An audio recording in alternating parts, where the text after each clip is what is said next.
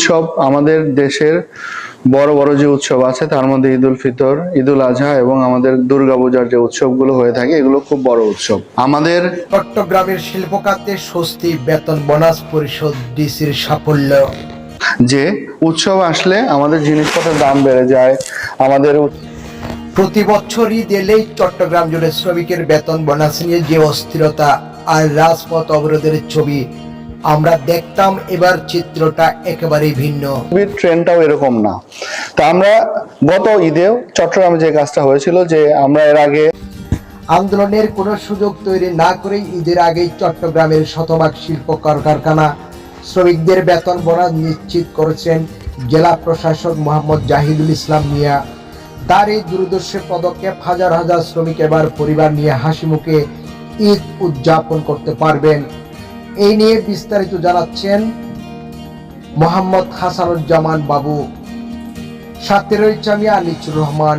চট্টগ্রামের শিল্প অঞ্চলগুলোতে ঈদ মানেই ছিল বকেয়া বেতন বোনাস আদায়ের জন্য শ্রমিকের রাজপথ নামার শঙ্কা। প্রতিবারই ঈদের আগ মুহূর্ত মালিক পক্ষের গড়িমসিতে সৃষ্টি হতো জনদুর্ভোগ, অবরুদ্ধ হয়ে পড়ত সড়ক। কিন্তু এবার চিরচেনা সেই বিশৃঙ্খলার কোনো চিত্র নেই। সেটি নিতে চাই না। আমরা চাই শ্রমিক এবং মালিকের মধ্যে এবং প্রশাসনের মধ্যে একটা সুন্দর একটা সম্পর্ক থাকবে। আপনারা ব্যবসা করবেন, আমরা আমাদের প্রশাসনের পক্ষ থেকে আপনাদেরকে সাপোর্ট দেব। আপনাদের শ্রমিকদের দাবি। তবে এবার পরিস্থিতি বদলে দিয়েছেন চট্টগ্রামের জেলা প্রশাসক মোহাম্মদ জাহিদুল ইসলাম মিয়া। ঈদের অনেক আগে থেকে তিনি বিষয়টিকে সর্বোচ্চ গুরুত্বের সাথে নিয়েছেন।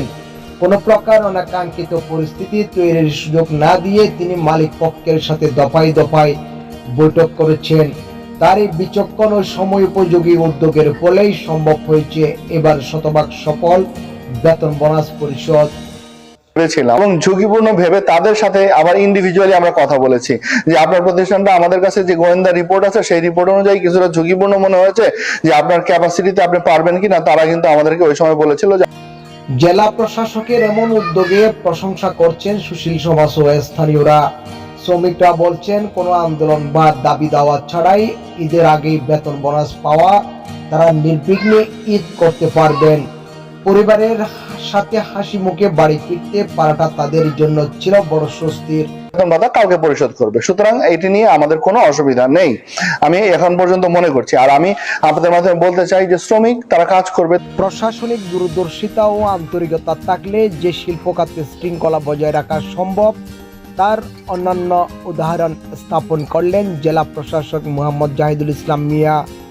এমন উদ্যোগে শ্রমজীবী মানুষের মুখে হাসি ফোটায় পুরো চট্টগ্রামে প্রশংসায় বাড়ছেন তিনি।